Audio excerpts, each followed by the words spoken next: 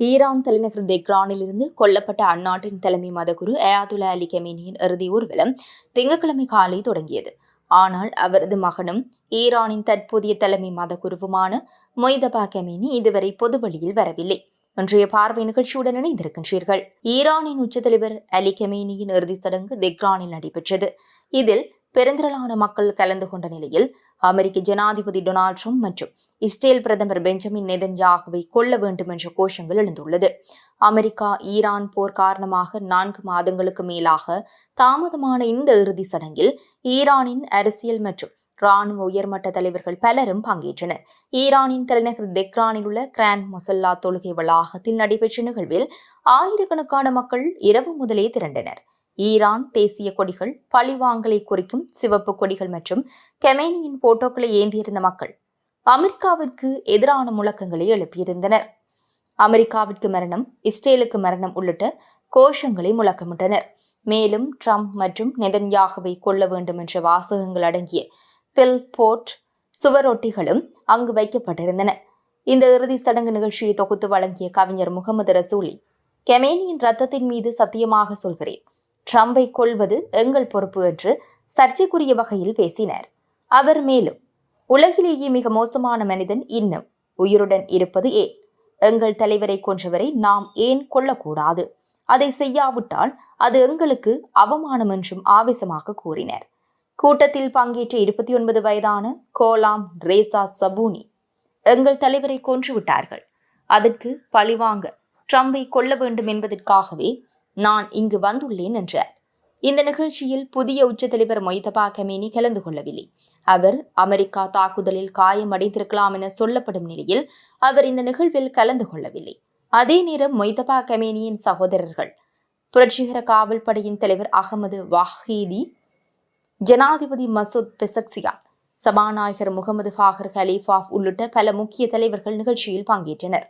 போர் முடிந்திருந்தாலும் Israel தொடர்ந்து மிரட்டி வருகின்றது.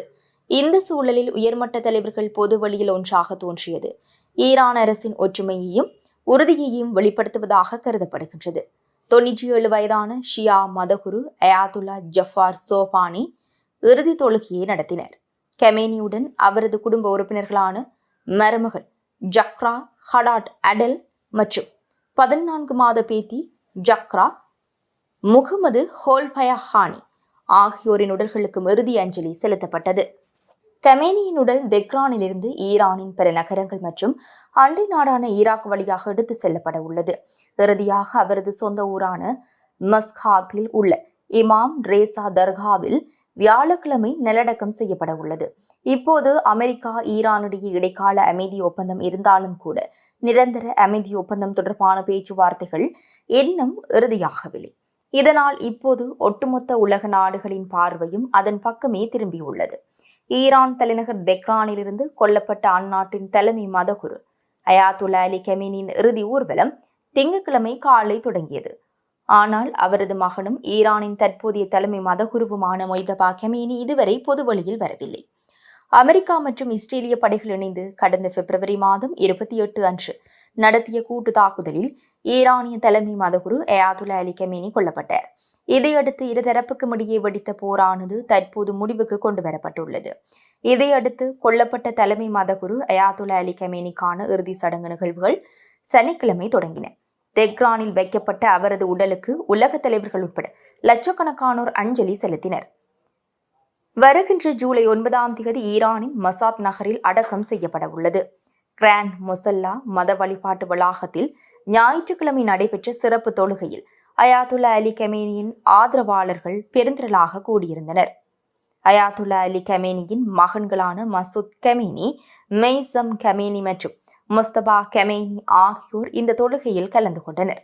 ஆனால் அவரின் வாரிசாக கருதப்படும் மொய்தபா கமேனி மட்டும் கலந்து கொள்ளவில்லை.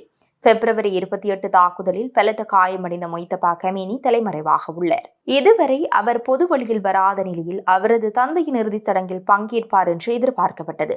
இறுதி சடங்கில் கலந்து கொள்ள மொய்தபா கமேனி விருப்பம் தெரிவித்த போதும் அவரின் பாதுகாப்பு கருதி ஈரான் புரட்சிகர படை அவரின் கோரிக்கையை ஏற்க மறுத்துவிட்டதாக நியூயார்க் டைம்ஸ் செய்தி வெளியிட்டுள்ளது. தற்போது தெஹ்ரானிலிருந்து இறுதி ஊர்வலம் புறப்பட்டுள்ள நிலையில் 3 நாட்கள் ஊர்வலத்திற்கு பிறகு ஜூலை 9 மசாத் நகரில் அடக்கம் செய்யப்பட உள்ளது. இந்த அடக்க நிகழ்விலும் மொய்தபா கமேனி பங்கேற்க வாய்ப்பில்லை என தெரிகின்றது. அவர் இறுதி சடங்கில் பங்கேற்றால் இஸ்ரேல் படைகள் அவரை கொல்ல முயற்சிக்கும் என்று எச்சரிக்கை விடுக்கப்பட்டுள்ளது. மேலும் அவரின் நடமாட்டத்தை கொண்டு அவரின் இருப்பிடம் கண்டறியப்படும் என்ற அச்சத்தின் காரணமாக ஈரான் படைகள் மறுப்பு தெரிவித்துள்ளதாக தகவல்கள் தெரிவிக்கின்றன. அயாதுல்லா அலி கமேனியின் இறுதி சடங்கில் அவரது மூத்த மகனை தவிர மற்ற 3 மகன்களான மசூத், மொய்சாம் மற்றும் மொஸ்தபா, ஈரானிய புரட்சிகர படை தலைவர் ஜெனரல் அஹ்மத் வஹிடி, ஜனாதிபதி பெசக்சியான், நாடாளுமன்ற தலைவர் முகமது ஃபாகர் கலீஃபாப் உள்ளிட்டோர் கலந்து கொள்ள உள்ளனர்.